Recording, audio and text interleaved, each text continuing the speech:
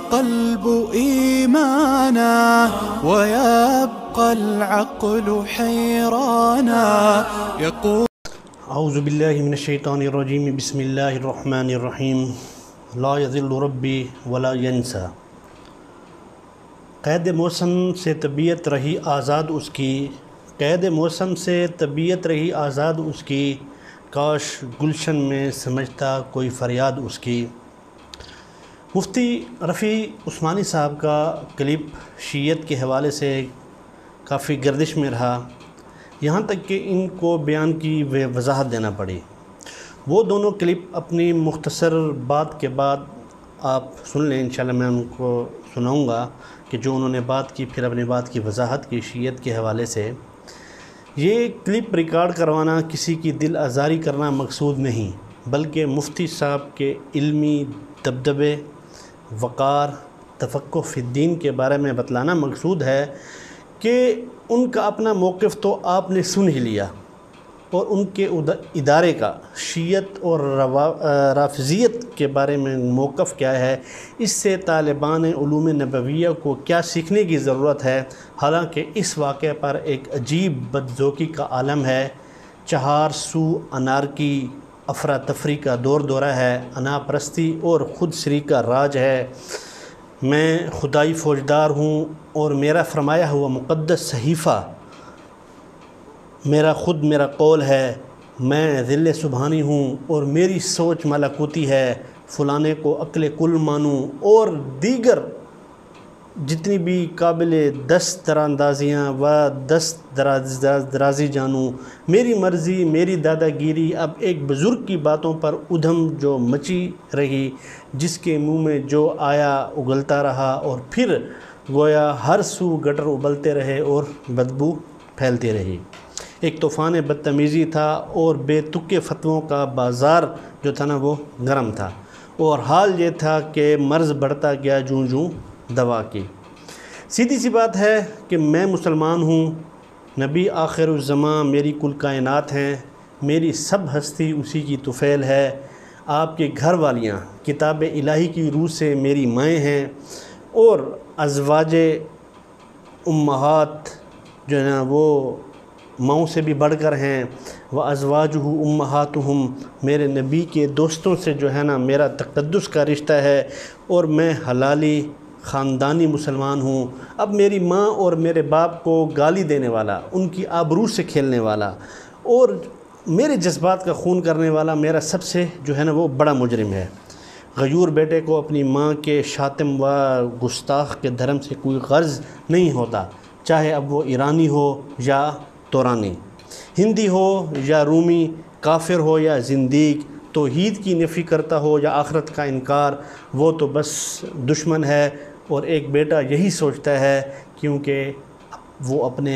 ماں باپ کا بیٹا ہے، کوئی ریاست کا مفتی نہیں۔ بیٹے کا مسئلہ جذبات کا ہے، جبکہ مفتی اور قاضی کا جو مسئلہ ہے نا وہ جذبات کا نہیں ہے، وہ جذبات سے بالکل خالی ہوتا ہے، وہ دلائل، شواہد اور ثبوتوں پر جو ہے نا وہ فیصلہ کرتا ہے، امن عامہ اور مفاد عامہ کا خیال رکھتا ہے۔ قید موسم سے طبیعت رہی آزاد اس کی، کاش گلشن میں کوئی سمجھتا فریاد اس کی۔ اب حضرت مفتی جو رفیع عثمانی صاحب ہیں، ان کی عمر تقریباً 80 سال سے اوپر ہے۔ آپ کو فقہ و فتویٰ سے وابستہ ہوئے نصف صدی سے اوپر گزر چکا ہے۔ شیعہ سے متعلق ان کا موقف یہ کوئی نیا نہیں ہے بلکہ پرانا ہے، جن کو حالانکہ مفتی رفیع عثمانی صاحب کو مسلم شریف میں کتاب الایمان جیسے نازک اور انتہائی نازک پڑھاتے ہوئے تقریباً نصف صدی ہو گئی ہے، سالہ سال سے بخاری شریف کی کتاب الایمان کا درس بھی دے رہے ہیں، جو دنیا بھر میں اپنی علمی قابلیت کا لوہا منوا چکے ہیں، جن کو عوام و خاص میں مفتی اعظم کے لقب سے جانا جاتا ہے، جو علم و عمل کے پہاڑ ہیں، تفقہ فی الدین و تدبر میں ثانی نہیں رکھتے، جن کے تقویٰ اور للہیت، حب رسول اللہ صلی اللہ علیہ وسلم و اصحاب میں کوئی کلام نہیں، جن پر وقت کے اولیاء، ان کے شیخ والد رحمہ اللہ نے اور دنیا بھر کے علماء اعظام نے اعتماد فرمایا، اور بے شک و شبہ وقت کے ایسے ولی جو حالات و واقعات پر گہری نگاہ رکھتے ہیں۔ اب ہمارا ان کے ساتھ سب سے جو بڑا مسئلہ ہے کہ ہم اپنے اکابر سے فقط وہ سننا چاہتے ہیں جو ہمارے مزاج سے میل رکھتا ہو۔ اس سے معلوم ہوا کہ عموماً جو کہا جاتا ہے کہ ہمارے معاشرے میں اکابر پرستی ہے، یہ مفروضہ قطعاً غلط ہے، بلکہ معاشرہ اصاغر پرستی کا شکار ہے، کیونکہ اکابر کوشش کرتے ہیں کہ اصاغر کے رنگ سے ہم آہنگ بات کریں، اگرچہ خود اس کو غلط ہی کیوں نہ سمجھتے ہوں۔ حساس مذہبی معاملات میں اس لیے اکثر و بیشتر مذہبی اکابرین کی طرف سے اصولی اور دو ٹوک جو ہے نا وہ موقف نہیں آتا، بلکہ چونکہ چنانچہ میں لپٹی ایک موقف نما چیز جو ہے نا وہ سامنے آ جاتی ہے۔ اب سمجھنے کی بات یہ ہے کہ جمہور علماء نے شیعہ اور روافض کو الگ الگ کیٹیگریز میں رکھا ہے، اور بعض علماء سے ہٹ کر مطلق کفر کی بجائے وہ چند بنیادی عقائد بتا دیے جس کا کرنے والا کافر کہلائے گا، چاہے اب وہ دیوبندی ہو، بریلوی ہو، اہل حدیث ہو یا کوئی بھی ہو۔ اب سب سے پہلے شیعہ اور روافضیت کو سمجھیں، پھر اس کے بعد دارالعلوم کراچی ہی کے فتاویٰ کو دیکھیں تو آپ کو سمجھ آئے گی کہ مفتی رفیع عثمانی صاحب نے جو توجیہ بیان کی ہے اس سے ان کا مطلب اور مراد کیا ہے۔ اب شیعہ کس کو کہتے ہیں؟ متقدمین نے جو شیعت کی تعریف کی ہے کہ شیعہ انہیں کہا جاتا تھا جو صرف تفضیل علی کے قائل تھے، یعنی حضرت علی رضی اللہ تعالیٰ عنہ کو فضیلت دیتے تھے حضرت عثمان رضی اللہ تعالیٰ عنہ پر، مگر اس کے باوجود وہ حضرت عثمان رضی اللہ تعالیٰ عنہ کو برحق امام اور صحابی سمجھتے تھے۔ پھر انہی میں سے کچھ نے غلو کیا اور حضرت علی رضی اللہ تعالیٰ عنہ کو شیخین یعنی حضرت ابو بکر و عمر رضی اللہ تعالیٰ عنہما سے بھی فضیلت دے دی، اگرچہ یہ بھی شیخین کو برحق امام اور صحابی سمجھتے تھے، مگر وہ حضرت علی رضی اللہ تعالیٰ عنہ ان سے فضیلت دیتے تھے۔ اب یہ بات اہل سنت کے ہاں غلط تو ہے، مگر زیادہ سے زیادہ اس کو اہل سنت کے ہاں بدعت کے زمرے میں یہ بات لائی جاتی ہے۔ یہی وہ شیعہ ہیں جن کی روایات بھی صحیح ستہ میں موجود ہیں۔ مفتی رفیع عثمانی صاحب نے بھی اسی تناظر میں شیعوں کو مسلمان اور بھائی کہا۔ اب چاہے وہ پاکستان میں ہوں یا پاکستان سے باہر، ایسے شیعہ کسی کے ہاں بھی جو ہے نا وہ کافر نہیں ہیں۔ اب دوسری چیز روافض کہ روافض کون ہیں؟ تو اوپر جو مذکورہ بالا شیعوں میں سے کچھ نے جب مزید غلو اختیار کیا، بہت زیادہ غالی ہو گئے، تو ان کا جو پھر نام جو ہے نا وہ بدل کر رافضی ہو گیا اور وہ روافض کہلانے لگے۔ اپنی اصل کے اعتبار سے چونکہ یہ شیعوں سے ہی نکلے تھے، اس لیے متاخرین نے انہیں شیعہ بھی جو ہے نا وہ اس کو کہہ دیتے ہیں، جبکہ در حقیقت یہ شیعہ نہیں، یہ روافض ہیں۔ انہیں روافض کا نام اس وقت دیا گیا جب زید بن علی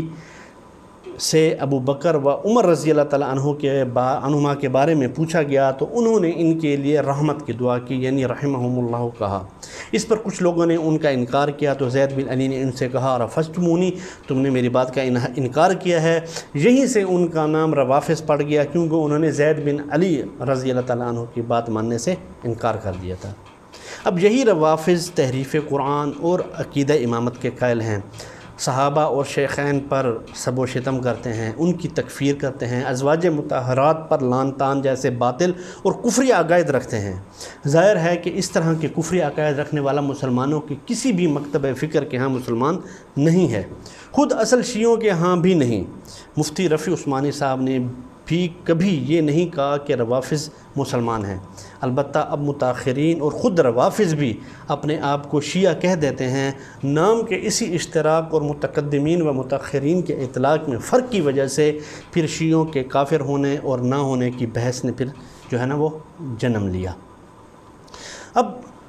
اگر آپ کو معلوم ہو کہ دارالعلوم کراچی کے دارالافتاء پر اگر آپ نظر دوڑائیں تو اس کا فتویٰ برصغیر پاک و ہند کے ساتھ ساتھ عرب و عجم میں بھی مانا جاتا ہے۔ اس کے دارالافتاء نے اپنی آراء، فتوی حالات، گردش زمانہ اور وقت کی رفتار نے ان کو جو ہے نا بہت پیچھے چھوڑ دیا ہے۔ انہی فتاوی جات میں سے دو کا ذکر کروں گا کہ جس میں ادارہ حاضہ کا موقف بتلاتا ہے کہ وہ کیا فرماتے ہیں اس بارے میں، اور دارالعلوم کراچی کا فتویٰ ان کے بارے میں کیا ہے، اور دارالافتاء جو دارالعلوم کراچی کا ہے ان کے فتویٰ کی کتنی اہمیت ہے، صرف برصغیر و پاک و ہند میں نہیں، عرب و عجم میں بھی، کیونکہ ان کا تو ہر چیز میں فقہ اور اسلامی علوم جتنے بھی ہیں، چاہے دنیا کے جو حالات بدل رہے ہیں اس کے وجہ سے اس حوالے سے ان کا کتنا علم ہے اور کس حوالے سے وہ کام کر رہے ہیں اور وہ کس رفتار سے دنیا کے ساتھ چل رہے ہیں۔ اور یہ واحد دارالعلوم ہے کہ جن کو اپنے دیے ہوئے فتاویٰ پر بہت کم الا قلیل کوئی رجوع کرنا پڑا، کیونکہ یہ وقت کے ساتھ ساتھ چل رہے ہیں اور زمانے کے لحاظ سے چل رہے ہیں۔ تو ان کا جو شیعہ کے حوالے سے جو فتویٰ ہے، اور تو بہت سارے فتاویٰ جات، ان میں سے میں آپ کو 2 کے بارے میں بتاتا ہوں کہ ایک صاحب نے فتویٰ نمبر جو ہے نا وہ 706 ہے کہ پوچھا کہ مفتی صاحب کیا شیعہ اور سنی کا نکاح جائز ہے؟ تو دارالعلوم کراچی نے جو فتویٰ جاری کیا اس میں یہ واضح طور پر یہ لکھا کہ جو شیعہ ضروریات دین میں سے کسی چیز کے منکر ہوں، جیسے حضرت علی رضی اللہ تعالیٰ کو نعوذ باللہ خدا معبود مانتے ہوں، قرآن کریم کو تحریف یا تبدیل شدہ مانتے ہوں، حضرت ابو بکر صدیق کی صحبت قرآنی کا انکار کرتے ہوں، اس بات کے قائل ہوں کہ حضرت جبرائیل علیہ السلام سے وحی لانے میں غلطی ہوئی ہو، حضرت عائشہ رضی اللہ تعالی عنہا پر لگائی تہمت کو صحیح مانتے ہوں، یا کوئی اور ایسا عقیدہ رکھتے ہوں جو قرآن کریم کے صریح خلاف ہو، تو ایسے شیعہ جو ہے نا وہ کافر ہیں اور ان کے ساتھ کسی مسلمان کا نکاح ہرگز جائز نہیں۔ اور اگر کسی ایسے شیعہ سے کسی مسلمان عورت کا نکاح کر دیا گیا تو نکاح ہی منعقد نہیں ہوگا۔ اور اگر کوئی شیعہ مذکورہ عقائد میں سے کسی کفریہ عقیدہ کا تو قائل نہ ہو، لیکن وہ حضرت علی رضی اللہ تعالیٰ عنہ کو حضرت ابو بکر صدیق رضی اللہ تعالیٰ عنہ پر فضیلت دیتا ہو اور نعوذ باللہ صحابہ کرام کو برا بلا کہتا ہو، تو ایسا شخص کافر تو نہیں لیکن فاسق اور گمراہ ہے اور اہل سنت والجماعت سے خارج ہے۔ اور ایسا شیعہ لڑکا بھی سنی مسلمان لڑکی کا دینی اعتبار سے جو ہے نا وہ کفر نہیں ہے۔ اس طرح ایک اور فتویٰ میں دارالعلوم کراچی نے لکھا ہے کہ جو شیعہ کفریہ عقائد رکھتے ہوں، جیسے قرآن کریم میں تحریف کے قائل ہوں، شیخین کو کافر کہتے ہوں، عقیدہ بدع کے قائل ہوں، حضرت علی رضی اللہ تعالیٰ عنہ کو پاک دامن حضرت عائشہ رضی اللہ تعالیٰ عنہ کو پاک دامن نہ سمجھتے ہوں، یا یہ عقیدہ رکھتے ہوں کہ نبوت حضرت علی رضی اللہ تعالیٰ عنہ کے بجائے حضرت جبرائیل علیہ السلام نے غلطی سے حضور صلی اللہ علیہ وسلم کو دے دی، تو جو شیعہ درجہ بالا عقائد میں سے کوئی عقیدہ رکھتے ہوں ان کے کفر میں کوئی شبہ نہیں، اور جو شیعہ اس قسم کے کوئی عقائد نہ رکھتے ہوں وہ کافر نہیں، فاسق ہے۔ یہ دارالعلوم دارالافتاء کراچی کا فتویٰ ہے، جن پر مفتی تقی عثمانی، مفتی رفیع عثمانی صاحب اور دیگر جو دارالعلوم کے بڑے مفتیان کرام ہیں ان کے دستخط موجود ہوتے ہیں۔ اور خود مفتی محمد شفیع صاحب جو ان کے والد گرامی ہیں، جواہر الفقہ میں اسی مفہوم کے ساتھ انہوں نے شیعہ کے کفر، جو شیعہ ان عقائد کا جو ہے، جو یہ عقائد رکھتے ہیں ان کے کفر کا بتایا ہے۔ اب حقیقتاً رائے کا اختلاف ممکن ہے، بشرطے کہ اتنا ہی علم، تجربہ، تربیت، اصولوں پر گرفت اور تفقہ فی الدین وغیرہ بھی نصیب ہو، اور ساتھ ساتھ اختلاف رائے کے آداب سے واقفیت بھی ہو۔ نیز یہ بھی سمجھ لینا چاہیے کہ یہ کوئی نیا موقف نہیں، بلکہ جامعہ دارالعلوم کراچی کے اکابرین نیز دیگر معتمد دارالافتاء اور بے شمار دیگر مفتیان اعظام و علماء کرام کا یہی موقف رہا ہے۔ مذکورہ معاملے میں جن حضرات کو مدلل تفصیلات درکار ہوں وہ دارالافتاء، دارالعلوم کراچی وغیرہ کے فتاویٰ، نیز علامہ شامی رحمۃ اللہ علیہ ان جیسے دیگر محققین و عاشقان رسول اللہ صلی اللہ علیہ وسلم کی کتب کا مطالعہ فرما سکتے ہیں۔ اور آخر میں پھر وہی بات کہ خدا را ان بزرگوں کی ناقدری جو ہے نا وہ نہ کرے۔ یہ گنتی کے چند ہی بزرگ اور مفتیان اعظام ہیں جو امت مسلمہ کا اثاثہ ہیں، اس نعمت کی قدردانی کریں، کیونکہ اب ابن تیمیہ، مجدد الافسانی، شاہ ولی اللہ رحمۃ اللہ علیہ جیسے بزرگوں نے دوبارہ واپس نہیں آنا۔ یہی ہمارے اس دور کے اولیاء اور بزرگان دین ہیں۔ اللہ تعالیٰ علماء حق کا سایہ تا دیر ہمارے سروں پر سلامت رکھے اور ان کی مخالفت سے ہمیں ہمیشہ محفوظ رکھے، ہم سب کو دین کی صحیح سمجھ عطا فرمائے اور ہماری عقلوں اور جذبات کو شریعت کے تابع فرمائے۔ اور ساتھ میں جو مفتی صاحب نے یہ فرمایا کہ پاکستان بنانے میں یہ ہمارے ساتھ تھے، یا عقیدہ ختم نبوت میں ہمارے ساتھ یہ تھے، تو اس کا مطلب یہ ہے کہ جو معتدل شیعہ ہیں وہ ختم نبوت کے بھی قائل ہیں، دین کے جو بنیادی اساس ہیں، بنیادی عقائد ہیں، معتدل شیعہ وہ اس چیز کے قائل ہیں۔ ہاں، جو اس چیز کا قائل نہیں ہے، عقیدہ امامت میں وہ ختم نبوت کو بھی کراس کر جاتا ہے، حضرت علی رضی اللہ تعالیٰ عنہ کو خدا سے بھی بڑھ کر بیان کرتا ہے، ٹھیک ہے نا، کہ علی رضی اللہ تعالیٰ عنہ ہی خدا کا خالق ہے، نعوذ باللہ، جیسے کہ کچھ غالی روافظ نے یہ چیزیں بیان کی۔ اسی طرح کوئی اگر یہ عقیدہ بدع کا قائل ہے کہ نعوذ باللہ اللہ تعالیٰ سے بھول چوک ہو جاتی ہے، جبکہ قرآن مجید واضح الفاظ میں یہ کہتا ہے کہ لا یضل ربی ولا ینسیٰ، کہ آپ کا رب جو ہے نا، وہ میرا رب کبھی بھی، حضرت موسیٰ علیہ السلام سے جب وہ بات ہوئی کہ میرا رب نہ تو کبھی بھٹکتا ہے اور نہ ہی اس کو کبھی بھول ہوتی ہے، تو قرآن مجید کی تو ایک آیت کا ایک لفظ کا انکار بھی جو ہے نا وہ کفر کے درجے میں لے جاتا ہے۔ تو ان جیسے جو روافظ کے عقائد ہیں، جو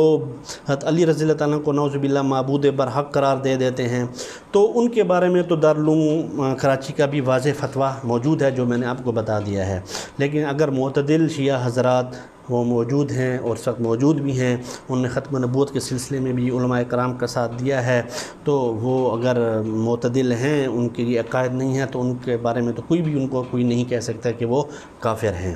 ٹھیک ہے۔ اب ہاں، رہی یہ بات کہ پاکستان بنانے میں ہمارے ساتھ تھے، تو یہ کوئی دلیل شرعی اور دلیل نقلی تو ہے نہیں، ٹھیک ہے نا، لیکن اگر ان کا شیعوں کا اور مفتی رفیع عثمانی صاحب کا اس بارے میں جو موقف ہے وہ یہی ہے کہ انہوں نے جو پاکستان بنانے کا ساتھ دیا وہ اسی وجہ سے دیا کہ مسلمان علیحدہ سے عبادت کریں، ان کی اپنی علیحدہ جگہ ہو، اپنا ملک ہو، تاکہ وہ ہندوؤں سے ہٹ کر اور ان کی غلامی سے ہٹ کر مسلمانوں کے علیحدہ ملک ہو، وہاں پر عبادت کر سکیں، مسلمانوں جیسی عبادت کر سکیں۔ تو پھر تو مفتی صاحب کا یہ کہنا بجا ہے کہ انہوں نے بھی اسی لیے یہ ملک حاصل کرنے کے لیے کوشش کی تھی کہ شیعہ جو معتدل شیعہ ہیں، ہم مسلمان ہیں، سنی مسلمان ہیں، ہر کوئی اپنے طریقے سے آزادانہ طریقے سے عبادت کر سکے۔ باقی جن کے جو عقائد غلط ہیں، جن کا دارالعلوم کراچی نے بھی واضح طور پر جو کہ جیسے میں نے اپنے آپ کو ان کے فتاوی جات سے بتایا، ان کے فتاوی جات کی موجودگی میں غلط عقائد ہیں، چاہے وہ کسی کے بھی وہ عقائد ہیں، چاہے وہ دیوبندیوں کے عقائد میں سے ہو، چاہے بریلویوں میں سے ہو، اہل حدیث میں سے ہو، یا روافظ میں سے ہو، یا کسی کے بھی عقائد اگر ان سے ملتے جلتے ہیں، تو ان کے بارے میں سب علماء کا یہی فتویٰ ہے کہ وہ کفر میں داخل ہو جاتے ہیں، چاہے کہ وہ صرف شیعہ ہی کیوں نہ ہوں۔ اب آپ پہلے وہ کلپ سن لیں جو مفتی رفیع عثمانی صاحب نے فرمایا، پھر اس کے بعد اسی کلپ کے بعد اس کی وضاحت بھی سن لیں، اور مجھے دیں اجازت۔ السلام علیکم۔ ہمارا مسلک یہ ہے کہ مسلمانوں میں اتحاد و اتفاق رہے۔ شیعہ بھی مسلمان ہیں، وہ بھی ہمارے بھائی ہیں۔ اکثر کچھ شیعہ تو ایسے ہیں جو کافر درجے میں پہنچ گئے، لیکن وہ پاکستان میں جو شیعہ ہیں ان کو ہم کافر نہیں کہتے، مسلمان ہیں، ہمارے بھائی ہیں، پاکستان بنانے میں ہمارے ساتھ شریک تھے۔ انہوں نے ووٹ پاکستان کے حق میں دیا تھا، اور جتنے جہاد پاکستان میں بھارت کے خلاف ہوئے، مسلمانوں نے اور سنیوں نے اور شیعوں نے اس کے اندر مل کر مقابلہ کیا۔ قادیانیوں کو غیر مسلم اقلیت قرار دینے میں سنی اور شیعہ دونوں برابر شریک تھے، دونوں نے پوری کوشش کی کہ قادیانیوں کو غیر مسلم اقلیت قرار دیا جائے۔ تو بہت ساری چیزوں میں وہ ہمارے ساتھ شریک ہیں، وہ نمازیں بھی پڑھتے ہیں، لیکن یاد رکھیے اپنا مسلک چھوڑو نہیں، دوسروں کا مسلک چھیڑو نہیں۔ ہمارا طریقہ یہ ہے۔ دشمنان اسلام اس کی کوشش میں رہتے ہیں کہ شیعہ سنی فسادات ہو جائیں۔ جب کبھی بھی اسلام کے بول بالے کی نوبت آئی ہے اور اسلام کے کام میں ترقیاں ہوئی ہیں، دشمنوں نے شیعہ سنی جھگڑے کھڑے کیے۔ ضیاء الحق صاحب کے زمانے میں اسلام کا کام بڑی تیزی سے بڑا اچھا شروع کیا، لیکن انہوں نے شیعہ سنی جھگڑے شروع کر دیے، اس میں غیر مسلم ممالک بھی شریک ہو گئے، اور انہوں نے پورے ملک میں فسادات پھیلا دیے، شیعہ سنی فسادات ہو گئے۔ اس سے بچیں، اس سے بالکل احتیاط کریں۔ مسلمانوں میں پھوٹ ڈالنا حرام ہے، اور مسلمانوں میں لڑائی کرنا سخت گناہ ہے، اس سے بچنے کا اہتمام کریں۔ بسم اللہ الرحمن الرحیم۔ شیعہ فرقے کے بارے میں دارالفتاء جامعہ دارالعلوم کراچی سے تمام قیود و شرائط کے ساتھ جو فتویٰ جاری ہوتا ہے، در حقیقت وہی اس مسئلے کے بارے میں میرا اور جامعہ دارالعلوم کراچی کا موقف ہے۔ جہاں تک میری حالیہ تقریر کا تعلق ہے تو اس کے سیاق و سباق سے یہ بات واضح ہے کہ اس کا مقصد یہ بتانا ہے کہ محرم کے زمانے کو لڑائی جھگڑے اور قتل و قتال کا ذریعہ بنانے سے اجتناب لازم ہے، تاکہ دشمنان اسلام اختلاف اور جھگڑوں کی بنیاد پر شیعہ اور سنی فرقوں کے درمیان اشتعال انگیزی اور لڑائی جھگڑے پیدا کر کے اپنے مذموم مقاصد حاصل نہ کریں۔ ہمارا فتویٰ یہ ہے کہ علی الاطلاق تمام شیعوں کی تکفیر درست نہیں، کیونکہ عقیدے کے لحاظ سے شیعوں کی مختلف قسمیں ہیں۔ ان میں جو شیعہ کفری عقائد رکھتے ہوں، مثلا قرآن کریم میں تحریف کے قائل ہوں، یا یہ عقیدہ رکھتے ہوں کہ حضرت جبریل علیہ السلام سے وہی لانے میں غلطی ہوئی ہے، یا حضرت عائشہ رضی اللہ تعالی عنہ پر تہمت لگاتے ہوں، یا حضرت علی رضی اللہ عنہ کو معبود مانتے ہوں، ان کے کفر میں کوئی شبہ نہیں۔ لیکن یہ بات کہ تمام شیعہ یہ یا اس قسم کے کافرانہ عقائد رکھتے ہیں تحقیق سے ثابت نہیں ہوئی، اور کئی شیعہ یہ کہتے ہیں کہ ہماری مذہبی کتاب الکافی یا اصول الکافی میں جتنی باتیں لکھی ہم ان سب کو درست نہیں سمجھتے۔ دوسری طرف کسی کو کافر قرار دینا چونکہ نہایت سنگین معاملہ ہے، اس لیے اس میں بے حد احتیاط ضروری ہے۔ اگر بالفرض کوئی تقیہ بھی کرے تو وہ اپنے باطنی عقائد کی وجہ سے عند اللہ کافر ہوگا، لیکن فتویٰ اس کے ظاہری اقوال پر ہی دیا جائے گا۔ اس لیے 1400 سال میں علماء اہل سنت کی اکثریت شیعوں کو علی الاطلاق کافر کہنے کے بجائے یہ کہتی آئی ہے کہ جو شیعہ ایسے کافرانہ عقائد رکھے وہ کافر ہے، اور یہی طریقہ بیشتر علماء اکابر علماء دیوبند کا رہا ہے۔ لیکن اس کا یہ مطلب ہرگز نہیں کہ شیعوں کی گمراہی میں کوئی شبہ ہے۔ جن شیعوں کو کافر قرار دینے سے احتیاط کی گئی ہے، بلا شبہ وہ بھی سخت ضلالت اور گمراہی میں ہیں۔